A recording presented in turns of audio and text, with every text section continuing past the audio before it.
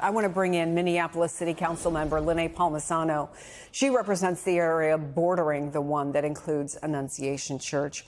Those stories, Councilwoman, I mean, the idea of a person at personal risk wanting to hold the hand of somebody who needed a medical procedure, the story of one little boy on top of another who took a bullet to save him. I'm so sorry, first of all, for what your community has gone through, but talk about what you've seen, because this coming together, including that 1,000 people turning out last night, has been pretty extraordinary. Yeah, thanks, Chris. Thanks for highlighting our community and sending your support. Things are very quiet today in the neighborhood. As your reporter had just mentioned, it is not business as usual today. It is a gorgeous summer day here in Minneapolis, but there's a very quiet feeling as people go around their mornings. There's a very quiet feeling in the coffee shop that's right on the corner, past the steps that you just saw. Connections from this fairly small school. I think there are about 350 students in this K through 8 community, but it's a very close-knit community. It's a parish community, but they have connections to every single part of our city. My own kids play basketball and baseball with these students. They're in our neighborhoods.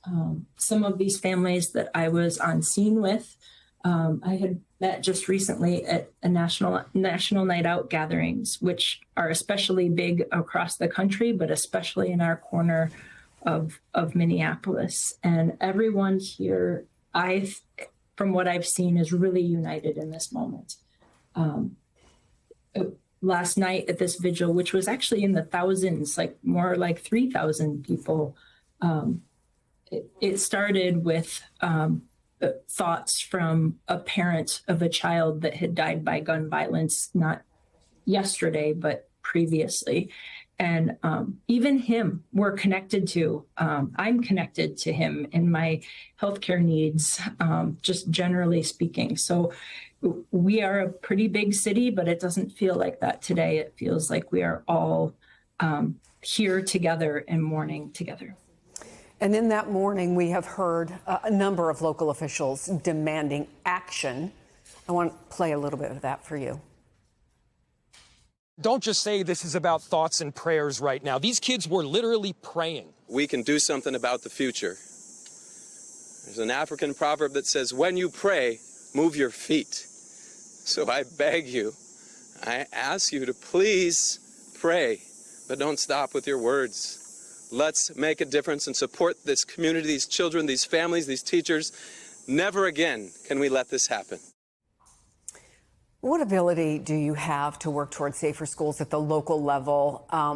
Senator Klobuchar, others have suggested what's really needed is a national ban on assault rifles.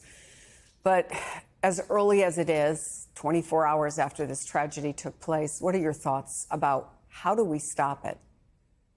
Yeah, thank you for that question. I've lobbied at the state in the past, even just to be able to ban guns in public buildings, right? In places that we do city business, in local park buildings, for example. And that was not passed these past couple of years by our state legislature. I agree with the federal need for a ban. As local electeds, our legislative ability is really limited by the state. Yet last night, many national electeds spoke about federal action. I thought it was notable when Senator Klobuchar said we shouldn't have to have sixth graders as shields for our first graders. And it feels especially poignant today that if we stay rigid in our two-party system here at the state and only vote along party lines, that the reason why we wouldn't be able to pass legislation from a Democrat side, I'm a Democrat, is because of our majority being not in place because of Senator Melissa Hortman, former speaker, who was killed by gun violence earlier this year.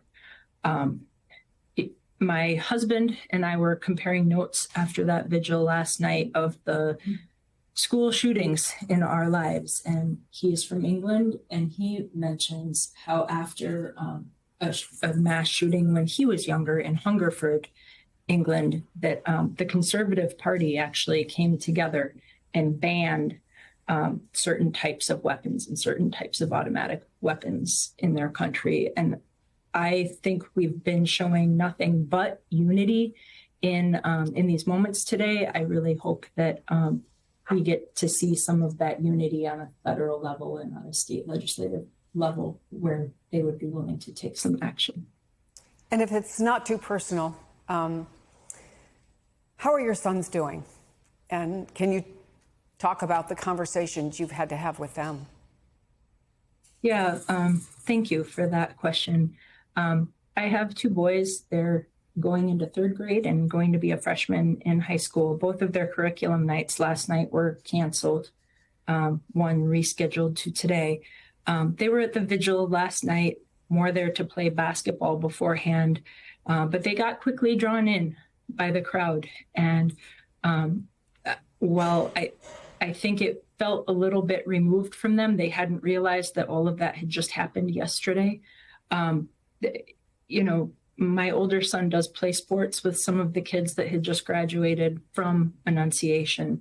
And I'm not sure what their mindset is. It's going to take a lot more conversations at home to get them ready for when Minneapolis Public Schools starts the day after Labor Day, so Tuesday of next week. But they are strong and are helping provide comfort for the adults in their lives, their dad and I. Fine young men, clearly. Minneapolis City Council member Lene Palmisano, thank you for speaking with us. We wish Thank you for having me. as best as we can under these terrible circumstances. Our thoughts are with you.